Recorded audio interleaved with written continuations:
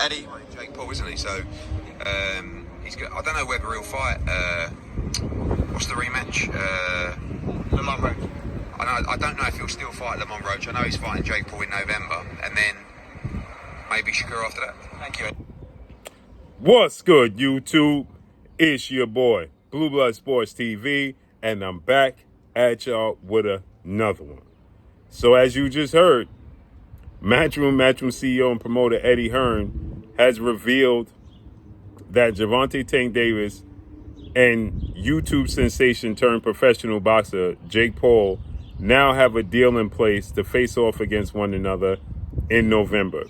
I told you guys that the showdown and the rematch, the highly anticipated rematch between Gervonta Tank Davis and Lamont Roach Jr.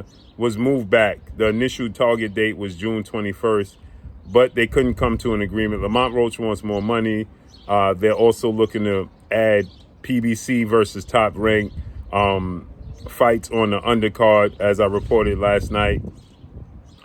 They talking about a possible adding Keith Thurman versus Tim Tszyu and Sebastian Fundora versus Xander Zayas on the undercard, as this was reported on the Boxing Voice. It is also talks now that Gary Anton Russell could be added to the card against the Japanese fighter, but I'm told that that's going to be in Japan on Brian Norman's undercard, as Brian Norman's going to take on Jin Sasaki. Now that's June 19th, so it was initially June 7th. But I told you guys that Jake Paul and Tank Davis was going to fight in July should Tank Davis had beaten Lamont Roach March 1st, but he didn't. He actually, in the eyes of many, lost. But the fight officially was a draw. Lamont Roach exceeded everybody's expectations, and now they got to run it back. It was going to take place in June, but now it's being moved back to July.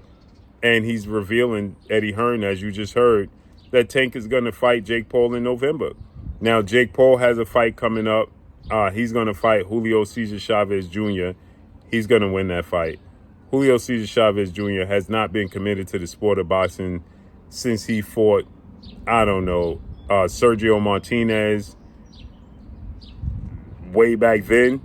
That's the last time he actually took the sport of boxing serious, when he fought Sergio Martinez. That was years and years and years ago, when he was a world champion and a major player in the sport of boxing. Since then, he's not committed to the sport. He's actually, in my opinion, done a disservice to his dad's name, right? Julio Cesar Chavez Sr., right? He's just a colorful personality, but he's not committed to the sport. And way back then, people questioned his commitment to the sport. And it showed. It shows, right? He lost to Sergio Martinez. And from that point forward, it was all downhill. So Jake Paul choosing him at this stage of his career is not a surprise, and Jake Paul will beat him. The question mark is Tank Davis. Is Tank Davis going to beat Lamont Roach? Was that an anomaly that took place March 1st? Was it a situation where Tank Davis simply was looking past Lamont Roach to the big payday with Jake Paul and Netflix? Was it a situation where Lamont Roach just simply has Tank Davis' number? They fought twice in the amateurs and close fights there, right? Again, remember the first fight in the amateurs, Lamont Roach thought he won. It was a split decision. They had to take it to the board. There was all types of confusion there, right? So maybe he just have Tank Davis' number. Can Lamont Roach replicate what he did March 1st? This is a huge fight for Tank Davis to be negotiating and coming up with a deal with Tank and Jake Paul. When you got this Lamont Roach fight looming, to me, it just spells an omen. I think that, I'm still picking Tank to win the rematch, but it's getting closer and closer. He opened as a 25-1 favorite. Then the night of the fight was a 15-1 favorite. Tank Davis is no longer committed to the sport of boxing like he once was. He's definitely not committed for a legacy fight. So let's see how this unfolds and plays out, man. But Tank Davis versus Lamont Roach Jr. Tank Davis versus Jake Paul in November He got to get past Lamont Roach Jr. because if he lose to Lamont Roach Jr., that's going to go by the wayside. It's going 2 bad performances. The first one was bad. You took an ill-advised knee. You tried to bite him, hit him with a shoulder. You was frustrated and still ended in a draw. And if you lose the rematch, your value takes a huge hit. And the Jake Paul situation just drops. It plummets.